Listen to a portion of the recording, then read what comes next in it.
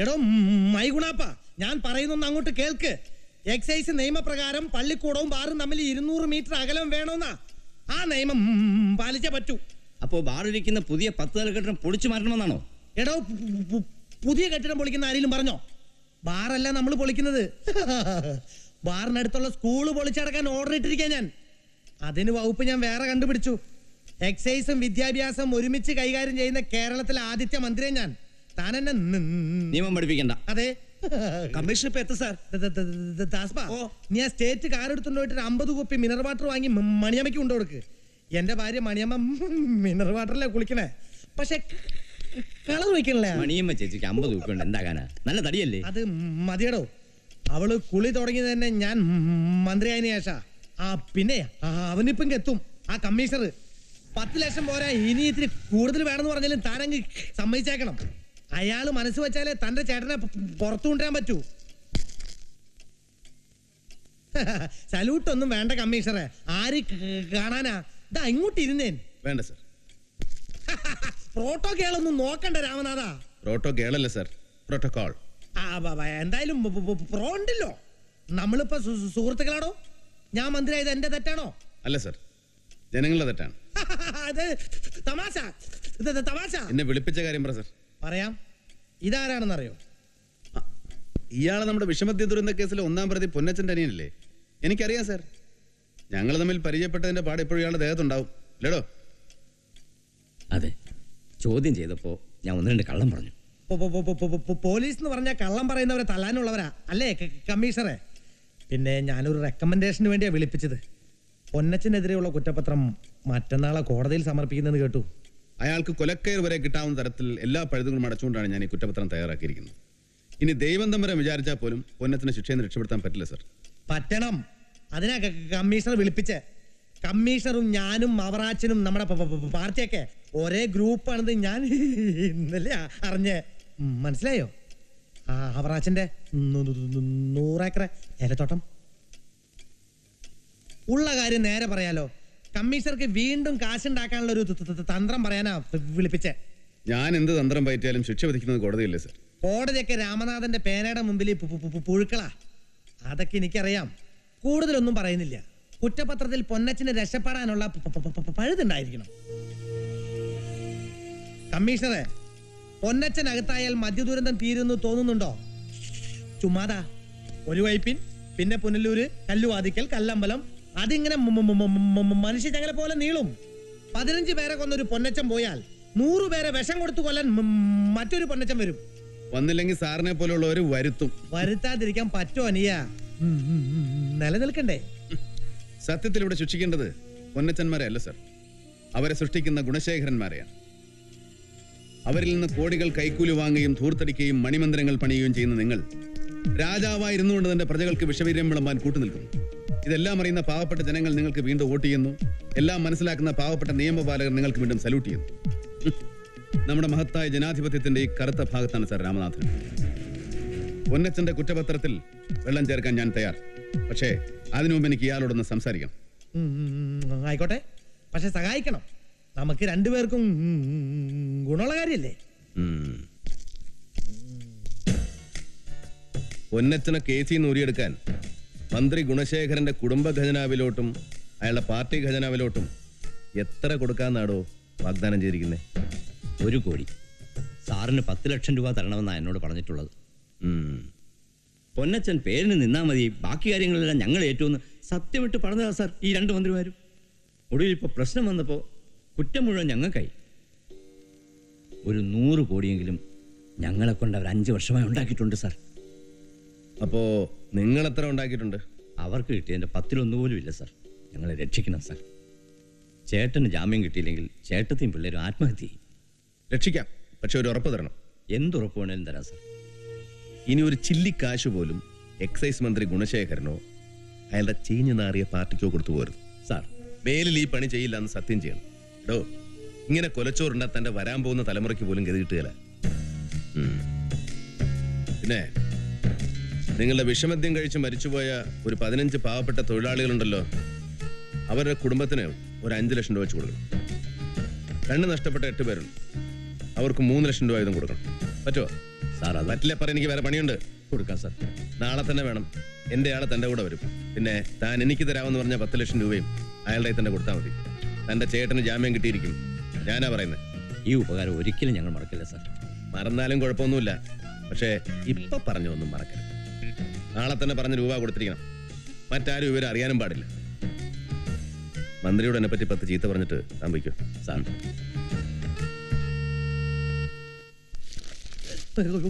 English പേപ്പറാ എന്താണോ കുന്തം ആ കാണ്ടാമൃഗത്തിനോട് എന്ത് പറഞ്ഞു നോക്കിയിട്ടും കാര്യമില്ല. മന്ത്രി എന്നെ വിളിച്ചെടുത്ത് കളിയാക്കിയായിരുന്നല്ലേ? ഞാനൊന്ന് പറയണ കേക്ക്. ഈ താനുമായിട്ട് ഒരു കോളിനും ഞാനില്ല. കേസിൽ നൂരാൻ വേറെ വഴി നോക്കിക്കോളാം. അത് താൻ എന്നാ കോപ്പിലെ പരിപാടിയാണോ കാണിച്ചേ? കാശ് കൂടുതലാണെങ്കിൽ ചോദിച്ചാ പോരായിരുന്നോ? എന്റെ 1 കോടി രൂപയെ കളഞ്ഞേ. ഇങ്ങനെ 1 കോടിയും 2 കോടിയൊക്കെ കൈക്കൂലി മേടിക്കുന്നത് മോശമല്ലേ മിനിസ്റ്ററെ? പണ്ട് കോടിയും മോന്തായും ഇല്ലാത്തൊരു ചെറ്റക്കുടലില് കട്ടൻ കാപ്പിയും കപ്പലട്ടിയും കഴിച്ച് വിശപ്പടിക്കിരുന്ന ഗുണശേഖരൻ ഇപ്പോ ഇത്രയ്ക്ക് അത്യാഗ്രഹം പാടില്ല. കമ്മീഷണറെ, പള്ളിക്കെട്ട് ശബരിമലയ്ക്ക്, വേഷം കെട്ട് വീട്ടിലേക്ക്, അവറാച്ചോട് കളിക്കുന്ന പോലെ എന്നോട് കളിച്ചാണ്ടില്ല. തന്റെ തൊപ്പിയല്ല, തൊപ്പിയിരിക്കുന്ന തലയങ്ങളെയും പന്ന കഴിവറുടെ മോനെ. എന്റെ കൈയുടെ ചൂട് നിനക്ക് ഓർമ്മ ഉണ്ടല്ലോടാ. കുറെ നേരമായി നീ മിനിസ്റ്റർ കളിക്കുന്നു. 15 വർഷം മുമ്പ് 10 തേങ്ങ കട്ടതിന് കള്ളം ഗുണശേഖരനെ കുനിച്ചു നിർത്തി ഇടിച്ച കയ്യായത്. ഇപ്പൊ വയനാട്ടിൽ തൊഴിലാളി വർഗത്തിന്റെ പേരും പറഞ്ഞ് നീ ജനങ്ങളുടെ കണ്ണി പൊടിയിട്ട് മന്ത്രിയായി. പക്ഷേ രാമനാഥന്റെ ഞരമ്പെ തൊട്ട് കളിച്ചാലുണ്ടല്ലോ, സല്യൂട്ട് ചെയ്യുന്ന ഈ കൈ കൊണ്ട് 2 കരണം അടിച്ചാൻ പൊട്ടിക്കും.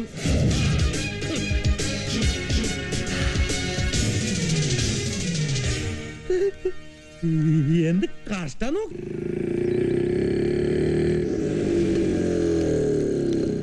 മേരിമേ, നമ്മുടെ മോളും മരുമോനും വന്നിരിക്കുന്നു. കൊന്തയിട്ട് കുരിശും വരപ്പിച്ച് വലതുകാലം ഒപ്പിച്ച് അകത്തോട്ടുണ്ടായി പാലും പഴം കൊടുക്കണി മേരിമേ.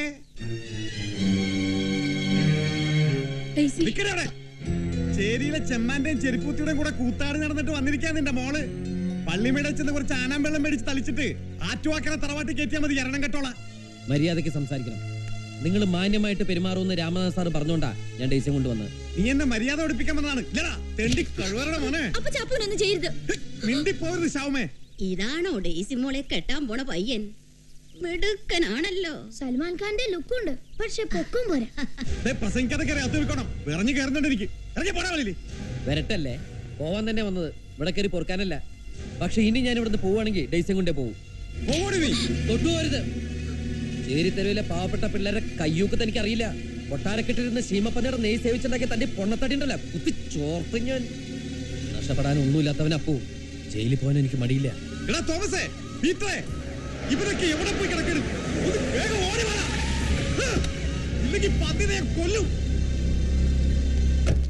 കൊല്ലടാ കൊല്ല്. പക്ഷെ എന്നെ കൊന്നിട്ട് മുതലാളിയും ഗുണ്ടകൾ എങ്ങോട്ട് പോകുന്നു എനിക്കറിയണം. നിന്റെയൊക്കെ കുടലെടുക്കാൻ പറ്റിയ ആണുങ്ങൾ ഇനിയുണ്ടോ ഞങ്ങളുടെ കൂട്ടത്തില്? എന്നതാടാ ഇത്? മോനെ ഉമാർ ഉപദ്രവിച്ചോ? പറഞ്ഞു പറ്റിച്ച് പെണ്ണിനെ കൈക്കലാക്കിയിട്ട് തിണ്ണമെടുക്ക് അടിക്കുന്നതാണ് ആറ്റുവാക്കാരുടെ പാരമ്പര്യം. ഇവന് ഭ്രാന്താണ് മക്കളെ. പിന്നെ മോൻ ഒന്നും ഓർക്കണം, ഇവനൊരു അപ്പനല്ലേ.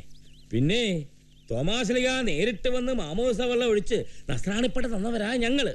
അപ്പൊ അവിടുത്തെ ഒരു മാലഹ കുഞ്ഞ് കൈവിട്ട് പോകുമ്പോൾ ഏതപ്പനാ മക്കളെ ദണ്ണം വരാത്തത്?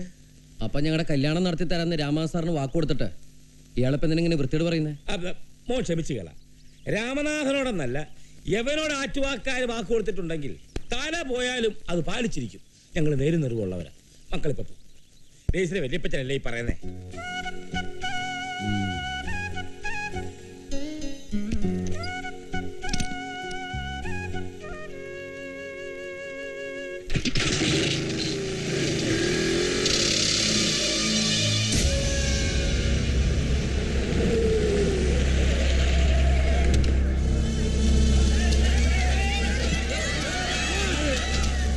എല്ലാ കള്ളപ്പന്നികളും അടിച്ചു നിർത്തണം.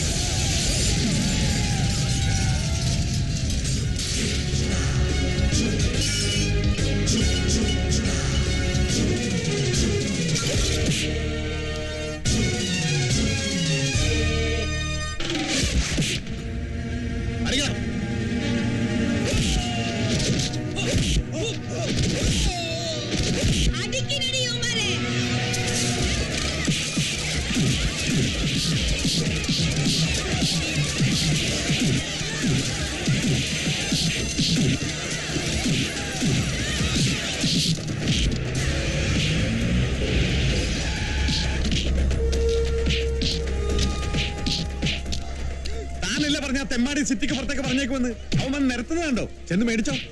ആ തെണ്ടി കഴിവുറവൻ എങ്ങനെ അറിഞ്ഞു വന്നതാ? ഇനിയിപ്പോ അതൊന്നും പറഞ്ഞിട്ട് കാര്യമില്ല. എത്രയും പെട്ടെന്ന് വണ്ടിക്ക് തലപ്പെടാൻ നോക്ക്.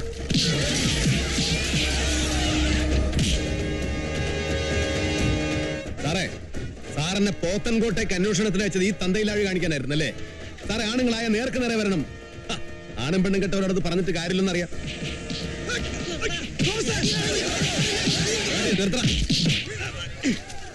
പട്ടിയെ തല്ലിയ പല്ലിങ്കരിയും കാണാന്നല്ലണ്ടേ. എടോ ആറ്റു ആന്റണി, രാമനാഥന്റെ തനി സ്വഭാവം തനിക്ക് അറിയില്ല. എന്നോട് പറഞ്ഞ വാക്ക് പാലിച്ചില്ലെങ്കിൽ പൗത്തിനെ പോലെ തടിച്ചു വീർത്ത തന്റെ ഈ പിത്ത തടിയുണ്ടല്ലോ, വെട്ടി നുറുക്കും ഞാൻ. കയറി പോടും.